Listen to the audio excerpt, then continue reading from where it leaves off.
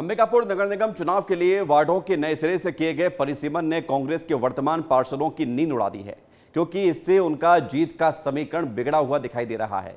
तो वहीं इस परिसीमन से बीजेपी के भी 6 से ज्यादा पार्षदों का राजनीतिक समीकरण गड़बड़ा गया है। लेकिन इस समीकरण को लेकर कांग्रेस बीजेपी पर आरोप लगा रही है और कांग्रेस का कहना है कि अफसरों ने बीजेपी के इशारे में वार्डों का परिसीमन किया है। देखिए इस रिपोर्ट को।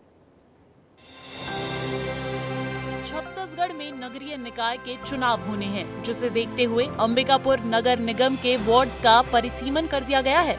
इससे वार्ड्स की सीमा बदल गई है। साथ ही कई सामान्य वर्ग के लिए आरक्षित वार्ड्स आदिवासी वर्ग के लिए आरक्षित दिखाई दे रहे हैं, तो कई आदिवासी समुदाय के लिए आरक्षित वार्ड्स अब जनरल वर्ग के लिए आरक्षित हो गए हैं। अंबिकापुर नगर निगम को जानिए।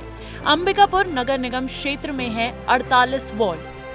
2011 की जनगणना के आधार पर किया गया परिसीमन।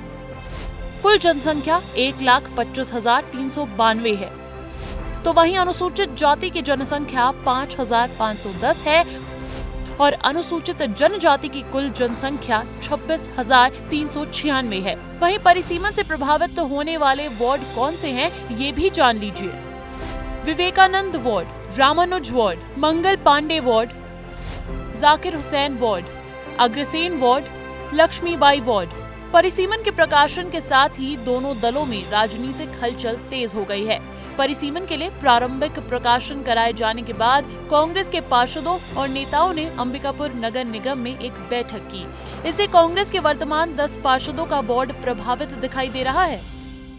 जो भाजपा कार्यालय से जो सीमांकन होके आया है, हमारे इंजीनियर किसी को भी बुला के पूछ लीजिए कि आपने किया है क्या, तो बोलेंगे कि कमिश्नर बैठा के मुझसे साइन करवाया है।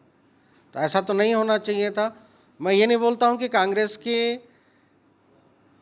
निर्वाचित जनप्रतिनिधियों को ही बताना चाहिए था, भाजपा के भी निर्वाचित जनप्रतिनिधियों को बताना था। उनके भी आधे वार्ड हैं, उन जनप्रतिनिधियों को भी मालूम होना चाहिए था कि परिसीमन किस तरीके से या रिसफलिंग किस तरीके से किया जा रहा है। दूसरी तरफ बीजेपी पार्षद भी परिसीमन के बाद वार्ड्स की बनी स्थिति को लेकर थोड़े परेशान नजर आ रहे हैं। हालांकि परिसीमन के प्रारंभिक प्रकाशन के बाद दावा आपत्ति करने के लिए 15 जुलाई तक का समय दिया गया है। आज प्रकाशन के बाद कुछ हमारे लोगों में भी नाराजगी आई, इस बात को मैं स्वीकार करता हूं, मगर अभी दावा आपत्ति का समय है। 15 तारीख तक हम दावा आपत्ति करेंगे और कहीं इस ढंग की विसंगति है तो हम प्रशासन के माध्यम से चाहेंगे कि इसको दूर करके और फिर सभी में सामंजस्य बना के इस परिसीमन को अंतिम प्रकाशन के लिए राज्य शासन को भेजा जाए। लेकिन जानकारों का कहना है कि अब तक नगर निगम चुनाव में जितने बार भी परिसीमन के लिए हुए प्रारंभिक प्रकाशन का दावा आपत्ति किया गया, उसे खारिज किया जाता रहा है। ऐसे में इस बार भी उम्मीद नहीं है कि दावा आपत्ति को स्वीकार किया जाएगा। वहीं 15 जुलाई के बाद कलेक्टर परिसीमन को अनुमोदित करते हुए राज्य सरकार को भेज देंगे और राज्य सरकार उस पर मुहर लगाते हुए उसे अंतिम रूप दे देगी। इधर परिसीमन को लेकर शुरू हुए इस विवाद पर आखिर नगर निगम के आयुक्त क्या कह रहे हैं, वो भी सुन लीजिए। जो नियम है परिसीमन का वो ये है कि वार्डों की जनसंख्या जो है अपना बराबर होनी चाहिए, लगभग बराबर होनी चाहिए और कॉम्पैक्ट होना चाहिए वार्ड।